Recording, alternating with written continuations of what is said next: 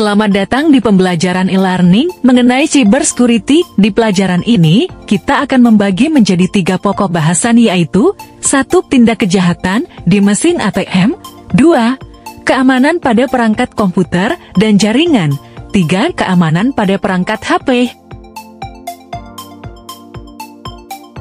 Jenis kejahatan di mesin ATM dapat kita kategorikan menjadi 2, yaitu physical attack dan logical attack.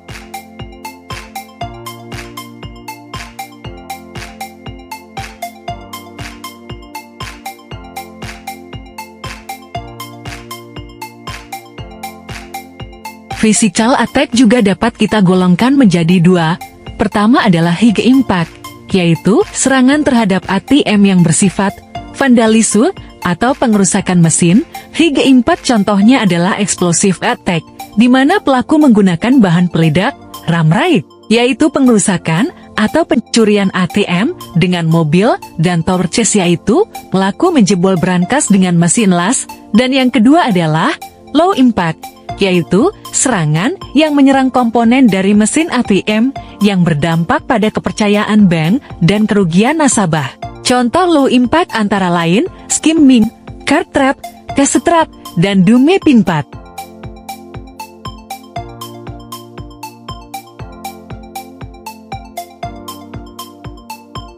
Tindak kriminal pertama adalah pencurian ATM. Biasanya modus kejadian sering di malam atau dini hari, terjadi di daerah publik area yang sepi. Antisipasi yang kita lakukan adalah selalu perketat monitoring, terlebih jika ada kendala offline di malam atau dini hari yang terlalu lama. Karena ketika terjadi pencurian mesin ATM, Jarkom juga pasti akan ikut offline nih. Antisipasi yang kedua adalah wajib diangkur setiap mesin ATM dan lengkapi sarana dan prasarana dengan alarm serta CCTV.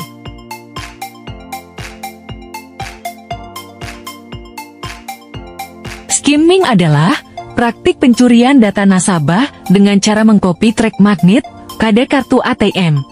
Alat untuk melakukan skimming disebut skimmer. Biasanya skimmer dipasang di mesin ATM, di area mulut card reader, dan juga di mesin-mesin EDC. Waspada jika melakukan pembayaran lewat EDC.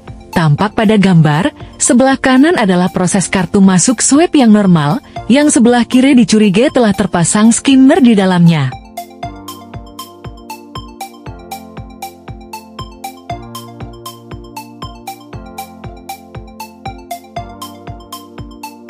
Pencegahan skimming antara lain: 1. Gunakan ATM yang ramai dan ada security-nya. 2. Ganti kartu magnet ke kartu chip. 3. Pergantian PIN secara berkala. 4. Hati-hati dengan orang asing yang bisa saja sindikat kejahatan ATM. 5. Hati-hati stiker palsu di ATM. 6. Gunakan fitur cardless. 7. Saat masukkan PIN dengan ditutupi tangan. 8. Tamati mulut card reader jika ada kejanggalan pada mesin ATM. Biasanya dipasang modul untuk mencegah skimming antara lain ASKIM, modul jitter, jamming wave, dan bezel atau cocor bebek.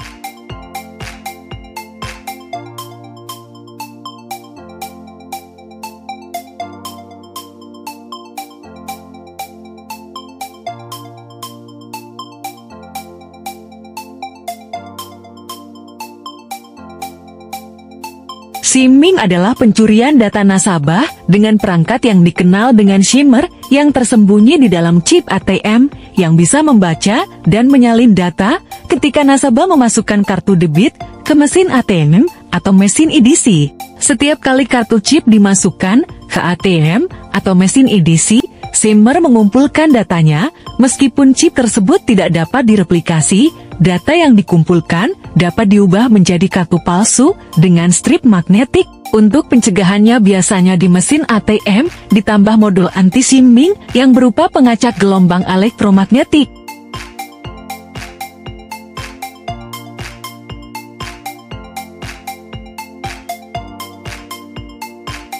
Depth insert skimming adalah model skimming yang dimasukkan ke dalam card reader. Alatnya lebih tipis dari kartu ATM. Biasanya di modul card reader sudah terpasang ACT atau anti-cache trapping untuk menangkap percobaan depth insert skimming di card reader. Tindak kriminal lainnya adalah spy-cam atau mikrokamera yang dipasang di mesin ATM, tujuannya memata-matai PIN nasabah.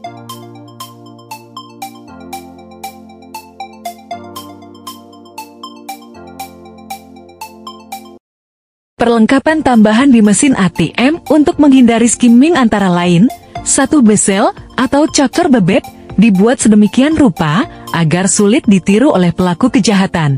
Karena untuk memasang skimming biasanya membuat tituan dari cocor bebek aslinya. 2. Anti-card trapping. Untuk mencegah deep insert skimming, bila ada benda asing masuk ke card reader, akan terperangkap di dalamnya. Kalau barang asing tersebut ditarik keluar, pasti akan rusak.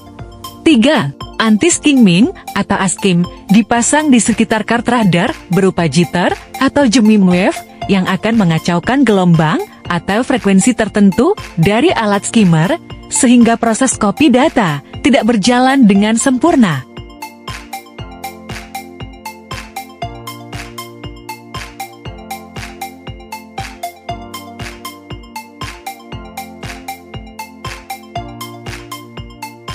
Kejahatan physical attack lainnya di mesin ATM antara lain, 1. Card trapping adalah memasang jebakan agar kartu nasabah tersangkut.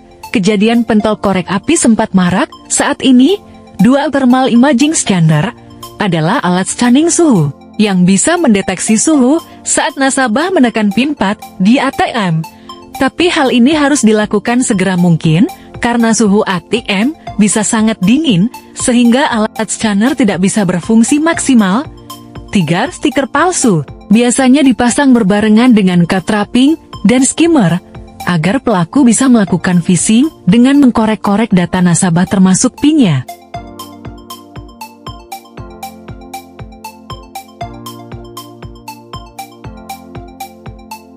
Dummy PIN pad adalah aktivitas memasangkan PIN pad palsu, tujuannya agar pelaku bisa mendapatkan PIN kartu dari nasabah.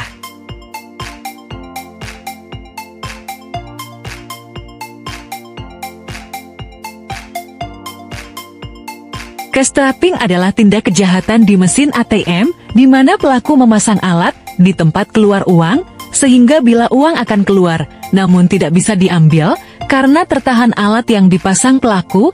Salah satu perangkatnya dikenal dengan nama cash claw.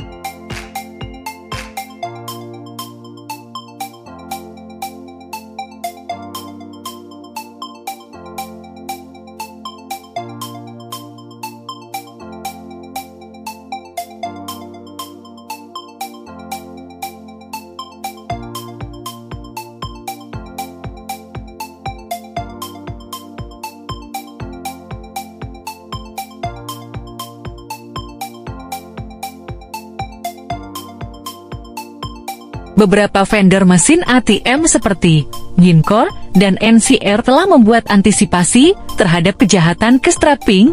Pada Ginkor dipasang sensor laser untuk mendeteksi perangkat asing, sementara pada NCR memodifikasi exit shooter-nya, sehingga agak sulit memasang perangkat asing di bagian tersebut.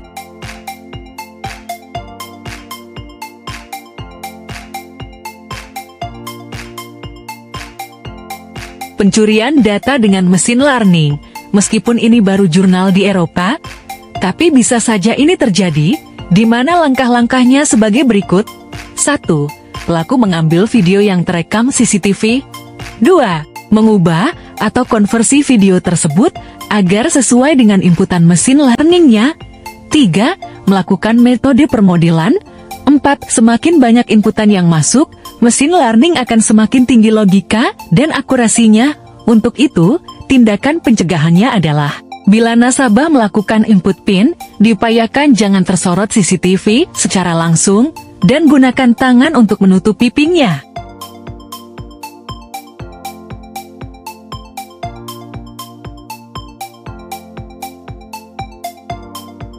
Tindakan kejahatan lain yang pernah tampil di berita-berita masa kini. 1. Modus mematikan listrik di ATM. Biasanya pelaku lebih dari satu orang. Dulu di mesin tertentu, hal ini bisa dilakukan, di mana saat mesin sudah mengeluarkan uang. Lalu, si pelaku mengganjal bagian exit shooter-nya, lalu mematikan listriknya. Upaya ini dulu berhasil, karena pelaku mendapatkan uangnya tanpa terdebit rekeningnya, namun sekarang software ATM sudah diupdate. 2. Modus mengambil struk bekas nasabah. Teknik ini bersamaan dengan teknik phishing atau mencari tahu informasi atau identitas dari si nasabah. Dengan memanfaatkan kelemahan si pihak bank, pelaku bisa membuat kartu ATM dengan identitas yang dicuri. 3. Modus menanamkan malware dengan USB. Tetapi ini akan kita bahas di sesi berikutnya.